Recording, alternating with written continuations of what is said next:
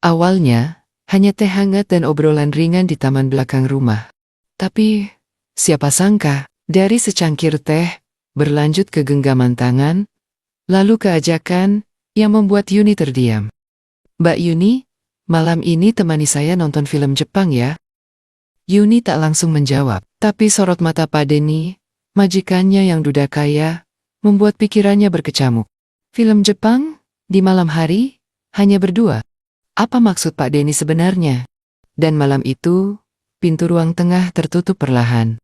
Apa yang terjadi setelahnya adalah awal dari perubahan yang tak pernah dibayangkan Yuni seumur hidupnya. Sebelum lanjut ke dalam ceritanya, seperti biasa, absen dulu di komentar ya. Dari daerah mana kamu berasal? Dan jam berapa kamu nonton video ini? Oke, kita langsung saja mulai ke cerita lengkapnya. Yuni adalah perempuan biasa dari desa kecil di Jawa Tengah. Sehari-hari, ia mengenakan pakaian sederhana dan bicara dengan lembut, seperti kebanyakan ibu-ibu desa pada umumnya. Sejak suaminya pergi, entah kemana bersama perempuan lain, Yuni harus membesarkan dua anaknya seorang diri. Tak ada kiriman uang. Tak ada kabar, hanya rasa kecewa yang menahun, dan tanggung jawab yang menumpuk. Meski hidupnya tak mudah, Yuni tidak pernah mengeluh pada orang lain. Ia bekerja keras, dari pagi sampai malam, demi bisa menyekolahkan anak Hanania, dan memberi mereka makan yang layak. Setelah beberapa tahun bertahan di desa dengan kerja serabutan, Yuni akhirnya memberanikan diri merantau ke kota. Ia diterima sebagai pembantu rumah tangga di rumah seorang pengusaha kaya, Pak Denny. Rumah itu besar, tenang, dan rapi. Pak Denny tinggal bersama dua anaknya yang sudah remaja. Ia sudah lama menjadi duda. Istrinya meninggal karena sakit. Dan sejak itu, ia memilih tidak menikah lagi. Banyak orang bilang, Pak Denny itu pria yang baik dan bertanggung jawab. Meski hartanya melimpah, ia tidak sombong. Tidak pula memperlakukan para pegawainya seperti bawahan. Termasuk Yuni. Di awal-awal bekerja, Yuni sempat merasa canggung, tapi lama-lama, ia menyadari bahwa Pak Denny memang orang yang hangat dan sopan. Ia tidak pernah membentak, tidak pernah bersikap kasar. Bahkan saat ada pekerjaan yang kurang rapi, Pak Denny lebih memilih memberi nasihat pelan daripada marah-marah. Yuni pun tetap menjaga sikap. Ia sadar, sebesar apapun kebaikan Pak Denny, ia hanyalah pembantu di rumah itu. Ia tak mau melewati batas. Sudah menjadi rutinitas. Setiap sore sepulang kerja, Pak Denny akan meminta dibuatkan teh hangat. Ia biasa menikmatinya di taman belakang rumah, sambil memberi makan ikan koi yang berenang di kolam kecil. Taman itu tenang, teduh, dan menjadi tempat favorit Pak Denny melepas lelah. Sore itu pun, sama seperti biasanya. "Bu Yuni, bisa buatin teh hangat?" pintanya dengan nada seperti biasa. Yuni mengangguk. "Iya, Pak." Beberapa menit kemudian, Yuni datang membawakan teh. Ia hendak kembali ke dapur setelah meletakkannya di meja kecil dekat kursi taman, tapi suara Pak Denny menahannya. "Bu Yuni, duduk sebentar ya?" Yuni sempat ragu. Ia menoleh, menatap Pak Denny yang tersenyum ramah, sambil menunjuk kursi di sampingnya. "Cuma ngobrol-ngobrol aja," katanya ringan. Akhirnya, Yuni duduk, tak terlalu dekat, masih menjaga jarak yang sewajarnya. Awalnya, mereka hanya membahas hal-hal ringan, cuaca, anak-anak, masakan hari itu, tapi pelan-pelan, arah pembicaraan mulai berubah. Pak Denny bertanya tentang keluarga Yuni. Yuni sempat bingung, harus menjawab seberapa banyak, tapi wajah Pak Denny tampak tulus ingin mendengarkan. Maka Yuni bercerita, pelan-pelan, tentang bagaimana ia ditinggal suami, tentang malam-malam yang sepi tanpa uang, dan kepastian, tentang anak-anaknya yang selalu bertanya, kenapa ayah mereka tidak pulang. Pak Denny hanya mendengarkan. Kadang mengangguk, kadang menghela napas pelan. Ia tidak menyela, tidak menghakimi, hanya duduk dan menyimak. Seperti seseorang yang mengerti luka, tanpa harus diberitahu, untuk sesaat. Tak ada suara selain gemericik air dari kolam, dan denting sendok di cangkir teh. Lalu tanpa sadar, Pak Denny meraih tangan Yuni. Genggaman itu pelan, tidak memaksa, seperti ingin memberi rasa aman, bukan ingin menguasai. Yuni kaget, tapi anehnya, ia tidak langsung menarik tangan itu. Ia membiarkannya. Dan entah mengapa, kepalanya pun bersandar perlahan ke bahu Pak Denny. Diam, sunyi. Seperti ada jeda dari lelah yang tak pernah selesai. Namun tak lama, Yuni sadar. Ia segera menjauh, menarik tangannya, dan bangkit berdiri. "Maaf Pak," ucapnya pelan, menunduk. Pak Denny menggeleng pelan. Bu Yuni nggak salah apa-apa. Yuni tak berkata apa-apa lagi. Ia hanya menunduk, lalu kembali masuk ke rumah. Tapi sejak saat itu, ada sesuatu yang berubah. Bukan hanya di antara mereka, tapi juga di dalam hati masing-masing. Sejak sore itu, suasana di rumah Pak Denny terasa sedikit berbeda bagi Yuni. Tidak ada perubahan yang mencolok, tidak pula kata-kata yang diucapkan terang-terangan.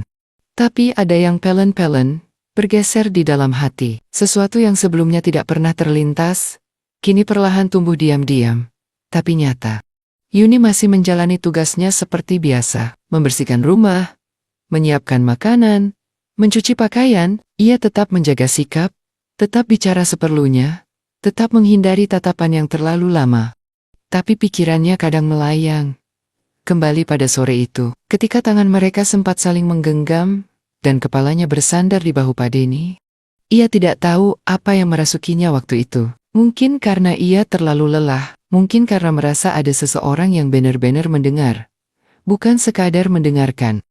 Pak Denny juga tidak mengungkit kejadian itu. Ia tetap seperti biasa, ramah, tenang, tidak memaksa. Tapi dari caranya berbicara, dari sorot matanya saat menatap Yuni, ada sesuatu yang berubah. Yuni merasakannya. Ia tahu, ia bukan lagi sekadar pembantu rumah tangga di mata Pak Denny. Suatu sore, beberapa hari setelah kejadian itu, Pak Denny kembali meminta Yuni untuk duduk menemaninya di taman belakang. Awalnya Yuni ingin menolak, tapi entah kenapa kakinya justru melangkah, dan tubuhnya duduk kembali di bangku kayu yang sama. "Cameron, saya kepikiran Bu," kata Pak Denny, membuka pembicaraan. Cerita Bu Yuni soal suami yang pergi begitu saja, rasanya berat ya. Yuni tersenyum tipis. "Sudah lama Pak, sekarang sudah terbiasa." "Tapi terbiasa itu bukan berarti tidak sakit kan?" Yuni menandak, ia tidak tahu harus menjawab apa. Kalimat Pak Denny itu sederhana, tapi tepat. Ia memang sudah terbiasa sendiri, tapi bukan berarti hatinya tidak pernah terluka. Ia hanya pandai menyembunyikan perih. "Anak-anak saya jadi alasan untuk tetap jalan Pak. Kalau bukan karena mereka, mungkin saya sudah nyerah sejak dulu." Pak Denny mengangguk pelan. "Saya juga begitu. Setelah istri saya meninggal, saya sempat ngerasa hidup ini kosong. Tapi saya lihat anak-anak, saya tahu saya harus terus berdiri." Mereka terdiam sejenak. Angin sore berembus pelan, menggoyangkan daun-daun di sekitar taman. Yuni melirik ke arah kolam. Ikan-ikan koi berenang perlahan, tenang seperti tak pernah kenal masalah. "Pak Denny orang baik," kata Yuni akhirnya. "Saya bersyukur bisa kerja di sini. Anak-anak saya bisa sekolah lagi." "Bu Yuni juga perempuan hebat," balas Pak Denny, suaranya rendah. "Enggak banyak orang yang bisa sekuat itu." Yuni tak tahu kenapa, tapi saat mendengar kalimat itu, matanya terasa hangat. Sudah lama tidak ada yang memujinya. Sudah lama tidak ada yang melihat perjuangannya tanpa mengasihani. Tanpa sadar, Pak Denny kembali meraih tangannya. Tidak erat, tidak mendesak, hanya genggaman pelan, seperti mengatakan, "Saya mengerti." Dan untuk kedua kalinya, Yuni membiarkannya. Bahkan lebih dari itu, ia kembali bersandar. Meski hanya sebentar. Tapi kesadaran segera datang. Yuni buru-buru bangkit, melepaskan diri dari momen yang terasa terlalu nyaman. "Maaf Pak, saya harus ke dapur," katanya cepat. Pak Denny tidak menahan, ia hanya menatap Yuni dengan sorot mata yang tenang. "Nggak perlu minta maaf Bu." Yuni melangkah cepat kembali ke dalam rumah, jantungnya berdetak lebih cepat dari biasanya. Bukan karena takut dimarahi, tapi karena ia sendiri bingung dengan perasaannya. Ia tahu itu salah. Atau mungkin bukan salah, tapi rumit. Ia pembantu, Pak Denny majikannya. Dunia mereka berbeda, tapi kenapa justru saat bersama, hatinya merasa tenang. Malam itu, Yuni tidak bisa tidur nyenyak. Matanya terpejam, tapi pikirannya terus bekerja. Ia memutar ulang setiap kata, setiap gerakan, setiap tatapan, apa yang sebenarnya sedang terjadi. Sejak saat itu, hubungan mereka tidak bisa kembali seperti sebelumnya, bukan karena ada kemarahan atau konflik, tapi karena ada rasa yang muncul, dan tidak bisa diabaikan lagi. Dan meski mereka berdua tak pernah membicarakannya secara langsung, masing-masing tahu ada hal yang sedang tumbuh perlahan, sesuatu yang tak bisa dihindari. Waktu terus berjalan. Hari-hari di rumah Pak Denny makin terasa berbeda bagi Yuni. Sore-sore yang awalnya hanya dihabiskan di taman belakang, kini Pak Denny mulai mengajaknya makan malam bersama, bukan di luar, tapi di meja makan yang biasanya hanya dipakai saat ada tamu. "Bu Yuni, malam ini makan bareng saya ya, nggak usah masak yang berat-berat, yang penting bisa ngobrol sambil makan," kata Pak Denny suatu petang. Dengan nada santai tapi sungguh-sungguh. Yuni sempat ragu, tapi akhirnya menuruti. Makan malam itu sederhana, sayur sop, dan ikan goreng, tapi suasananya terasa hangat. Mereka berbicara banyak hal, mulai dari masa kecil, keluarga, sampai tentang kesepian yang sama-sama mereka rasakan. Setelah malam-malam makan bersama jadi kebiasaan baru, Pak Denny mulai mengajaknya menonton film di ruang tengah. "Film Jepang, Bu," katanya, "alurnya tenang, cocok buat kita yang gak suka yang ribut-ribut," ujarnya sambil tertawa kecil. Yuni sempat menolak halus beberapa kali, tapi kebutuhan hidup dan bonus uang yang kerap Pak Denny berikan setelah momen-momen kebersamaan itu membuatnya sulit bertahan terlalu lama. Ia tak pernah diminta atau dijanjikan apapun. Tapi tiap kali Yuni menerima amplop kecil di pagi hari, dengan ucapan singkat dari Pak Denny, seperti, "Terima kasih sudah menemani," hatinya makin bimbang. Ia tahu, uang itu sangat berarti, biaya sekolah anak-anak, tagihan listrik di kampung, dan kebutuhan sehari-hari semuanya tergantung dari penghasilan yang ia kirim. Tapi di sisi lain, ia mulai merasa ada sesuatu yang sedang dibayarkan, dengan harga yang tak terlihat, kebebasan hatinya. Saat mereka menonton film, jarak di antara mereka makin dekat, obrolan makin dalam, kadang menyentuh bagian-bagian hidup yang tidak pernah mereka bagikan kepada orang lain. Pak Denny bercerita tentang malam-malam panjang setelah kepergian istrinya, tentang rasa kehilangan yang tidak pernah benar-benar hilang. Yuni pun mulai terbuka. Ia menceritakan bagaimana rasanya dibohongi suami, tentang melami sendiri di dapur, dan bagaimana ia harus berpura-pura kuat di depan anak-anak. Dalam percakapan itu, tidak ada ungkapan cinta, tidak ada rayuan, tapi Yuni tahu, hubungan mereka telah melangkah lebih dari sekadar formalitas kerja, dan itu yang membuat semuanya terasa rumit. Pak Denny mulai lebih berani. Ia pernah menggenggam tangan Yuni lebih lama dari biasanya, pernah juga duduk sedikit lebih dekat, dengan alasan agar lebih nyaman saat menonton, tidak pernah memaksa, tidak pernah berkata yang melampaui batas. Tapi Yuni bisa merasakan bahwa jarak di antara mereka makin tipis. Yang membuatnya makin terjebak adalah amplop kecil yang terus datang. Jumlahnya tidak besar, tapi cukup untuk membuat perasaannya campur aduk. Ia ingin menjaga harga dirinya, tapi ketika melihat kebutuhan yang menumpuk, dan anak-anaknya yang butuh banyak hal, ia seperti tak punya banyak pilihan. Ia tahu, Pak Denny bukan orang jahat.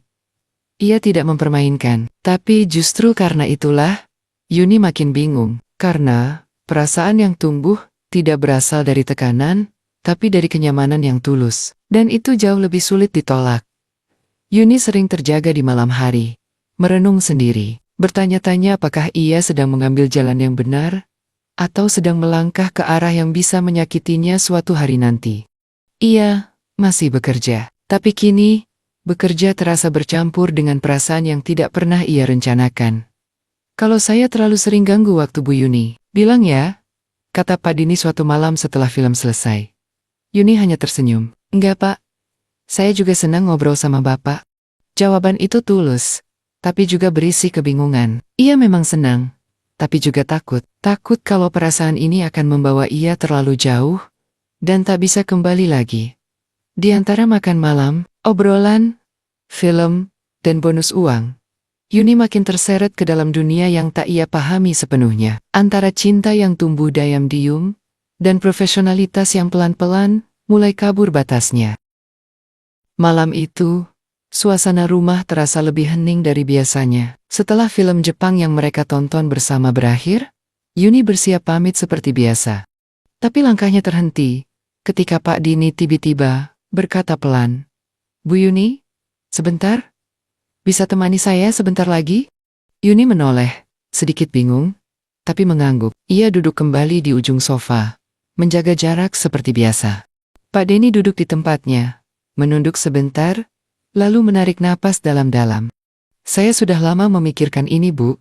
Saya tahu mungkin kedengarannya aneh, tapi saya rasa saya tidak bisa terus begini tanpa bilang yang sejujurnya. Yuni menunggu, jantungnya berdegup sedikit lebih cepat. Saya ingin menikah lagi, Bu, dan saya ingin Bu Yuni yang menjadi istri saya. Ruang tamu terasa beku. Tidak ada angin, tidak ada suara. Hanya pernyataan itu yang menggantung di udara. Berat dan tak mudah diurai. Yuni terdiam. Tangannya menggenggam ujung rok panjang yang dikenakannya. Wajahnya tidak menunjukkan keterkejutan berlebihan, tapi matanya tampak kabur. Seperti seseorang yang mencoba mencerna kata-kata yang tak pernah ia duga akan datang. Pak, suara Yuni hampir tak terdengar. Saya? Nggak pantas, Pak? Pak Denny menatapnya tenang. Kenapa tidak pantas? Saya cuma pembantu, Pak. Bapak orang besar, punya nama, punya bisnis, dihormati banyak orang. Saya siapa? Cuma perempuan dari desa yang ditinggal suami. Saya bahkan datang ke sini hanya untuk cari nafkah. Pak Denny menggeleng perlahan. Saya tidak pernah melihat Bu Yuni seperti itu. Saya melihat perempuan yang kuat, sabar, dan jujur. Itu yang saya hargai. Itu yang saya cintai. Yuni merasa dadanya sesak, bukan karena bahagia, tapi karena bingung. Malam itu, tidak ada pelukan, tidak ada sentuhan. Hanya percakapan dua orang dewasa yang saling terbuka, dan satu perasaan yang tidak mudah diterima. Setelah menunduk cukup lama, Yuni berdiri perlahan. Maaf, Pak, saya harus kembali ke kamar. Terima kasih atas segalanya malam ini. Pak Denny tidak menahan. Ia hanya mengangguk pelan. Kalau Bu Yuni butuh waktu, saya akan tunggu. Di kamarnya, Yuni duduk diam di tepi ranjang. Lampu belum ia nyalakan. Gelap justru membuat pikirannya lebih terang dan lebih kacau. Ia tidak menyangka, semua keakraban yang terjadi selama ini, semua perhatian dan kebaikan Pak Denny, ternyata berujung pada perasaan yang lebih dalam. Ia tahu, Pak Denny tulus, tapi justru karena itulah, ia merasa harus pergi. Ia takut dianggap mengambil kesempatan. Ia takut anak-anak Pak Denny tidak bisa menerima. Ia takut dirinya menjadi bahan omongan, menjadi beban bagi pria yang selama ini memperlakukannya dengan begitu baik. Malam itu, Yuni tidak tidur. Ia mengemasi barang-barangnya perlahan, pakaian yang tidak seberapa, foto anak-anak yang diselipkan dalam dompet, dan sepucuk surat kecil yang ia tulis sendiri sebagai pamit. Pagi masih gelap saat ia meninggalkan rumah besar itu. Ia tidak ingin ada yang melihat, tidak ingin ada percakapan. Ia hanya ingin menjauh, menyelamatkan martabat yang masih ia punya di dalam hati. Ia berdoa agar Pak Denny tidak membencinya. Ia tahu, ia menyakiti hati seseorang yang mungkin benar-benar tulus padanya. Tapi ia lebih takut jika harus tinggal dan menggadaikan harga dirinya hanya karena perasaan. Di atas bus menuju kampung halamannya, Yuni menatap keluar jendela. Jalanan kota yang sibuk pelen-pelen ditinggalkan. Udara pagi menusuk kulit, tapi pikirannya masih jauh lebih dingin. Ia tidak tahu akan hidup seperti apa sepulangnya nanti. Tapi satu hal yang ia yakini, lebih baik ia pergi sekarang daripada menyesal terlalu dalam kemudian. Ia bukan perempuan yang bisa hidup dalam kemewahan, apalagi sebagai istri dari seorang pengusaha. Ia hanya ingin hidup tenang, membesarkan anak-anaknya, dan menjaga nama baiknya sendiri. Dan jika itu artinya harus menjauh dari pria yang pernah memberinya rasa nyaman, maka itulah jalan yang harus ia tempuh. Yuni menandok, memejamkan mata. Hatinya masih kacau, tapi langkahnya, malam itu, terasa seperti keputusan terakhir yang bisa ia buat dengan sepenuhnya sadar. Pagi itu, suasana rumah besar Pak Denny terasa ganjil. Tak ada aroma teh hangat di taman belakang. Tak ada suara langkah Yuni di dapur, atau suara halus piring yang dicuci. Rumah itu tetap megah, tetapi terasa kosong. Pak Denny membaca surat yang ditinggalkan Yuni berkali-kali. Tulisan tangan Yuni, rapi dan sederhana, penuh dengan kalimat permohonan maaf. Tidak ada kata perpisahan yang jelas, tapi dari isinya, Pak Denny tahu bahwa kepergian itu bukan sekadar mundur, melainkan menjauh karena takut, karena merasa tak pantas. Hari itu, Pak Denny tidak bekerja. Ia tidak bisa fokus. Dalam diamnya, ia sadar bahwa kehilangan Yuni meninggalkan ruang yang sulit dijelaskan. Bukan karena pekerjaannya yang tidak lagi tertangani, tapi karena sosok itu telah menjadi bagian dari hidupnya. Bukan sebagai pembantu, tapi sebagai seseorang yang ia hormati dan cintai. Tanpa banyak pertimbangan, Pak Denny mengambil keputusan. Ia akan menyusul Yuni. Ia tidak tahu bagaimana reaksi Yuni nanti. Ia tidak tahu harus bicara dari mana. Tapi ia tidak ingin menyerah, hanya karena perbedaan status, atau karena rasa takut yang berlebihan. Perjalanan ke kampung Yuni memakan waktu beberapa jam. Sepanjang jalan, Pak Denny memikirkan kota-kota yang tepat. Ia ingin menjelaskan, tapi juga tidak ingin memaksa. Ia hanya ingin Yuni tahu bahwa yang ia tawarkan bukan belas kasihan, bukan pula angan sesaat. Sesampainya di desa, ia harus bertanya ke beberapa warga. Nama Yuni masih dikenal. Banyak yang menyambutnya dengan sopan, namun dengan tatapan penasaran. Barangkali tidak setiap hari seorang pria berpenampilan rapi dan datang dengan mobil mewah, bertanya tentang seorang janda yang tinggal sederhana.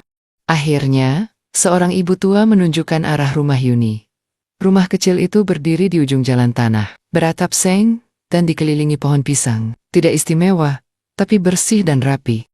Pak Denny berdiri di depan pagar bambu yang sudah agak miring. Ia tidak langsung masuk. Ia berdiri sebentar, memperhatikan sekitar. Ada cucian yang dijemur, suara anak kecil dari dalam rumah, suara anak Yuni, barangkali. Tak lama, Yuni keluar, mengenakan daster sederhana, rambutnya diikat ke belakang. Ia terkejut melihat Pak Denny di depan rumahnya. Wajahnya pucat, langkahnya ragu. Pak Denny, ngapain kesini? Suaranya lirih, hampir seperti bisikan. Saya nyari Bu Yuni, jawab Pak Denny pelan. Saya nggak bisa tenang sejak ibu pergi. Yuni menandak. Ia tampak bingung, gelisah, tapi tak berkata apa-apa. Boleh saya bicara sebentar? Tanya Pak Denny. Yuni mengangguk dan membukakan pagar. Mereka duduk di kursi kayu di teras rumah. Anak-anak Yuni tampak mengintip dari balik pintu, lalu kembali masuk, tahu bahwa ini bukan percakapan biasa. Bu Yuni, saya datang bukan untuk memaksa. Saya cuma mau jelaskan sesuatu, ujar Pak Denny perlahan. Yuni menatapnya. Mata berkaca-kaca. Tapi saya sadar, mungkin semua ini terasa aneh buat ibu. Bapak-bapak kaya seperti saya, ngajak nikah pembantunya, orang bisa ngomong apa saja. Tapi, saya nggak peduli. Yang saya tahu, saya nyaman sama ibu. Saya hormat sama ibu. Dan saya ingin hidup bareng sama orang yang bisa saya percaya. Yuni mengusap matanya perlahan. Tapi Pak, saya ini siapa? Orang pasti ngomong, anak-anak bapak gimana? Dunia kita beda. Dunia kita beda? Iya, tapi bukan berarti kita nggak bisa hidup dalam satu atap. Saling jaga dan saling hormat. Anak-anak saya juga bukan anak kecil.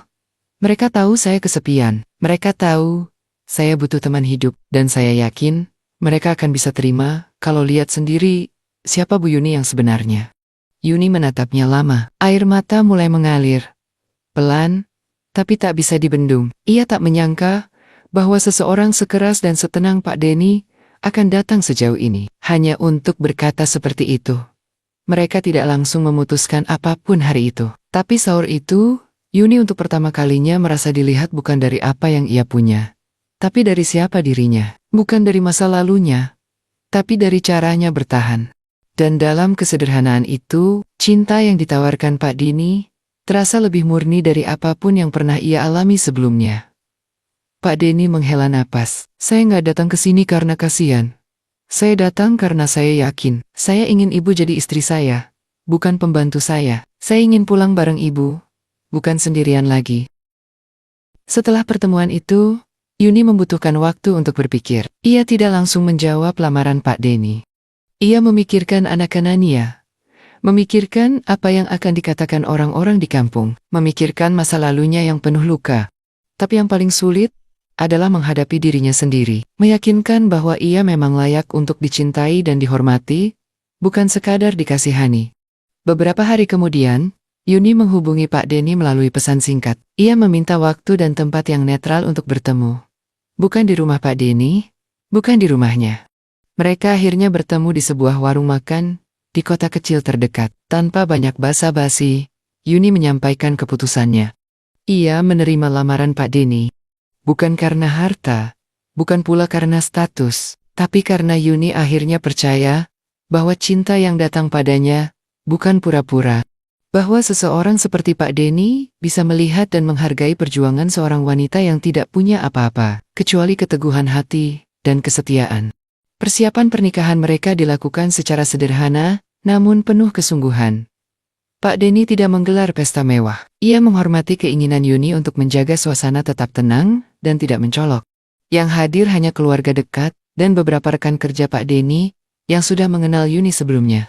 Anak-anak Pak Denny datang dan ikut menyaksikan pernikahan itu. Mereka tidak menunjukkan penolakan. Justru mereka menghampiri Yuni dan memberikan pelukan hangat setelah prosesi selesai. Mereka sudah dewasa dan mereka paham bahwa seorang ayah juga berhak bahagia. Apalagi jika wanita yang dipilih ayah mereka adalah orang yang jujur, sederhana, dan tidak punya kepentingan selain mencintai dan menghormatinya. Anak-anak Yuni juga hadir. Mereka tampak kikuk di awal, tapi setelah melihat ibunya diperlakukan dengan hormat dan kasih, mereka mulai merasa nyaman. Untuk pertama kalinya, mereka melihat ibunya tersenyum lepas, bukan karena pura-pura kuat, tapi karena benar-benar merasa bahagia. Setelah menikah, Yuni tidak lagi bekerja sebagai pembantu. Ia tinggal di rumah besar yang dulu ia bersihkan setiap hari. Tapi ia tidak lupa dirinya. Ia tetap bangun pagi, tetap menyeduh teh untuk suaminya, bukan karena kewajiban, melainkan karena kebiasaan yang sudah menjadi bentuk perhatian. Pak Denny juga tidak mengubah sikap. Ia tetap bersahaja, tetap menghormati Yuni, bahkan lebih dari sebelumnya. Ia mulai memperkenalkan Yuni kepada teman bisnisnya, bukan sebagai istri baru, tapi sebagai pasangan hidup yang setara. Banyak yang terkejut, beberapa mungkin mencibir diam-diam, tapi Pak Denny tidak peduli. Ia tahu keputusannya bukan untuk menyenangkan orang lain, tapi untuk membangun hidup yang lebih bermakna. Waktu berjalan, hubungan mereka tidak sempurna, tapi mereka saling melengkapi. Yuni yang sabar dan tangguh, Pak Denny yang tenang dan dewasa. Mereka menjalani hari demi hari dengan saling percaya, saling belajar, dan saling menguatkan. Di penghujung cerita ini, satu hal menjadi jelas. Cinta yang tulus tidak peduli dari mana seseorang berasal. Status sosial bisa membatasi pandangan orang lain, tapi tidak bisa menghalangi ketulusan hati. Yuni bukan lagi pembantu. Ia adalah seorang istri, seorang ibu, seorang wanita yang menemukan tempatnya setelah bertahun-tahun tersesat dalam perasaan tidak layak dan kesepian. Dan yang terpenting, ia adalah bukti bahwa setiap wanita berhak untuk bahagia, meskipun masa lalunya penuh luka dan perjuangan.